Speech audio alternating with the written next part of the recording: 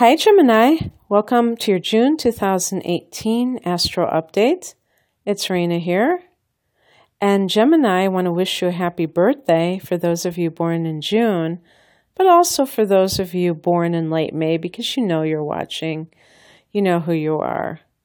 And this is a time when the sun is in your sign. The first house, the house of the body even, and you can feel revitalized compared to when the sun was in that last house, that 12th house in Taurus. So you may feel more alive, you may feel more positive, and Mercury is also in this house until the 12th. Mercury means that you're on message. You're ruled by Mercury. And Gemini has the gift of gab. So this is a time with the sun and Mercury in your first house that you're able to promote yourself in a way that really is most in alignment with your true nature. On the 12th, Mercury goes into your second house of earned income.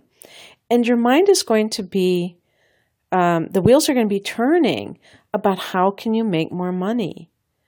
You're going to be thinking about, you're going to be crunching the numbers. But here's the thing, Venus is already transing through this second house as the month begins, and actually leaves the day after Mercury enters that house. So Venus rules the second house of earned income in the sign of Taurus. Venus is very comfortable here. In addition to earned income, the second house can be about luxury items. And so it's possible that you have the money to be able to afford such high ticket, big ticket items. And I don't think of Gemini as a sign that loves to just blow money, but there may be something special that you've been wanting, and now you have the money to be able to purchase this item. And then on the 13th, Venus goes into your third house of communication, the house that you rule.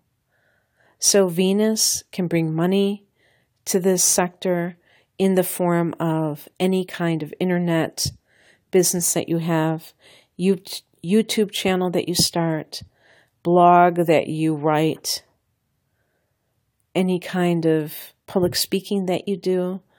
This is the time to capitalize on this. And Venus also can bring harmony, and the third house can be siblings, cousins, neighbors. If you've had any kind of falling out, or maybe it's not even falling out, maybe you have just simply not kept in touch with certain people, and you extend the olive branch in case they are bent out of shape, and you are very agreeable, and they receive you in an agreeable way. On the 13th, there is a new moon in your sign at 22 degrees of Gemini. So this is your new moon of the year, Gemini. Even if you don't believe in new moons and full moons and magic and anything like that, you can still use this timing to set intentions. And if you don't want to call them intentions, call them goals for the next year that you really would like to manifest. Take stock in what you have accomplished since your last solar cycle, and see what transpires. On the 18th, there is going to be a Neptune retrograde happening. This is going to be in your 10th house of career, Gemini. Neptune entered Pisces, the sign that it rules, in 2012. I can't tell you what month it is, but I did look it up. It's 2012. So we're talking about 6 years ago in that 10th house. Now, I want you to think back to 2012. Some Gemini people may have in the last 6 years been influenced into a type of job that is more idealistic or spiritual, more about divine service. So in addition to metaphysical careers or healing careers like being a Reiki practitioner, or being a massage therapist, or being a yoga teacher, you get the drill. There also can be those of you who have said that you wanted something more meaningful, and anything that kind of like is a helping profession, like maybe social work or working for a nonprofit. That may have been something that you switched over from. And in some cases, you may have let go of a very lucrative career to go into something that paid less money, but provided you more spiritual satisfaction, because Neptune is connected to spirituality. However, Neptune can bring confusion with it as an influence. And as a result, the over-idealization of something, the fantasy connected to whatever it is that you want to do, can take over. And when Neptune is in the 10th house, the individual may feel a loss of identity. They may feel like they really don't know who they are anymore in connection to what they do in the world. And this can feel quite discombobulating because the 10th house is at the top of the chart. And this is how we are seen by other people in terms of what it is that we do in the world. And you may have been feeling like you don't quite know which direction to go in. For some of you, this may have been preceded by a layoff. And this layoff you may have taken very seriously and taken to heart. And it caused you to feel a loss of identity because you could no longer say, I'm this. But the truth is, Gemini, that this transit will have ultimately a very spiritual effect on you, where you can see who you really are.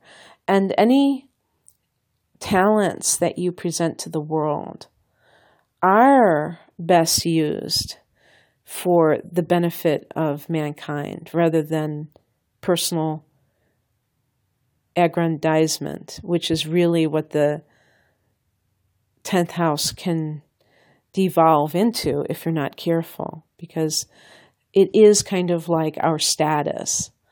And so it's tricky to combine altruism with a career. It's like, are we really serving others or are we self-serving?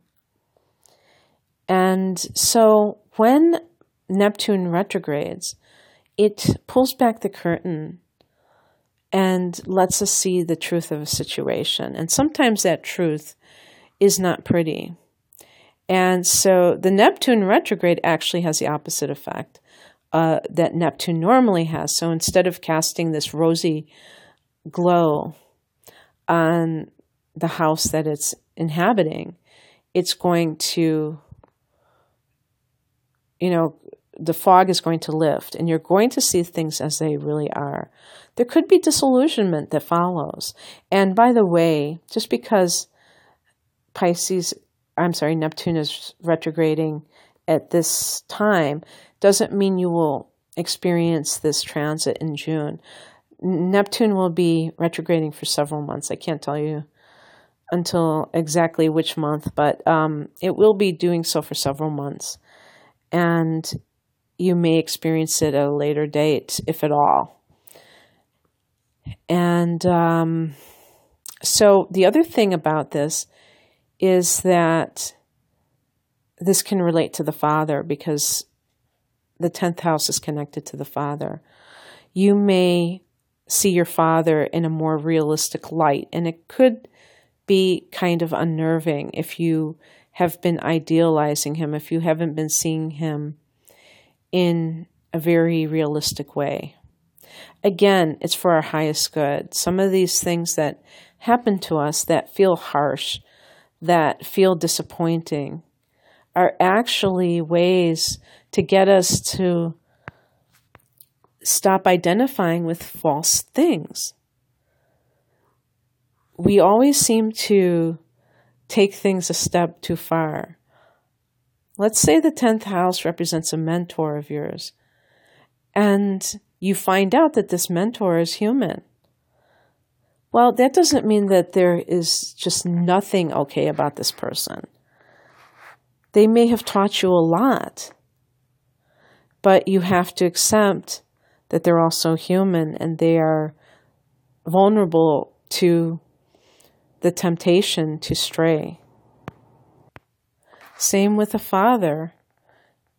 Even if you realize something or find out something, observe something that is less than what you had held about him in your mind, it gives you a more realistic portrait of him as a person and lets you off the hook as well, because we do tend to idealize our parents and not see them as fallible. And that can actually hold us back sometimes when we put too much emphasis on what they say about us. On the 21st is that solstice time when the sun goes into your second house and breathes life into your finances, creativity. On the 26th, Mars retrogrades in Aquarius and later in Capricorn. I think in late July, Mars will be getting back to Capricorn, a late degree of Capricorn. And the retrograde is happening from June 26th until August 27th. So we're talking about a 2-month span. And this will hit your 9th house and later your 8th house. Both of these houses are houses of metaphysics and spirituality. So there may be something, with that Neptune in the 10th house, some of you may be doing a do-over. Maybe you started a teacher training program that did not take, that you never completed, Gemini, and now you're going to go back and finish what you started. The 9th house can be foreign travel, and perhaps you're returning to a place that you had gone before, and there's a reason for it. There's something that you have to do there. It could have to do with work because Mars is about your ambition.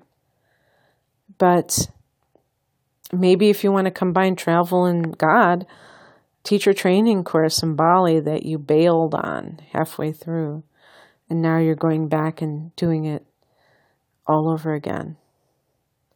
This may be a time for all of us where things seem to slow down in terms of what we want to make happen, from late June until late August. And that's okay, because there are times to lay low. I don't think this is a time to rest.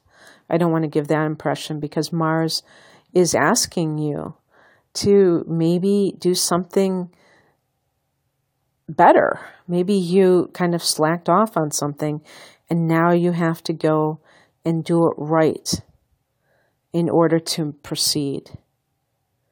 But this is definitely also possibly leading to some reopening of a probate will type of situation because the 9th house can connect to legal statutes, and the 8th house can be other people's money in the form of the money of the dead, as in wills. And with Mars retrograde, you could be reopening a battle regarding this. And maybe there's some kind of a legal loophole that needs to be explored. Perhaps this is like a, I don't know what you call it when you have another trial, a retrial, or I don't know, but something where they have found a loophole, a lawyer, and you're able to fight the case under a different statute or what have you, or law. And then on the 28th, we have a full moon in Capricorn, which is this 8th house of other people's money. So Mars hasn't even gone in this house yet. This may be a time, Gemini, that if you have something in this area of inheritance issues, that it comes to light. Maybe it's a secret that people have been keeping around you. Maybe it's with siblings. You're making nice with your siblings, but maybe it's like one of them has been doing something in an underhanded way that will come out in the light of the moon. So we shall see, won't we? Then a full moon in the 8th house can also be a time of some sort of purging of something, some obsession that you've had. Maybe it's an addiction that you get rid of. And this is total detox, because full moons are times of detox in the 8th house. It's like a transformative time for you, Gemini. And what's wonderful is that it's in the same month as your solar return and new moon. Okay, well, that's what I have for you. And if you like this type of reading, I will link my natal chart interpretation, which also includes 12 months, the next 12 months of astrological trends for you in various areas of your life. Happy birthday, Gemini. Take care. Bye.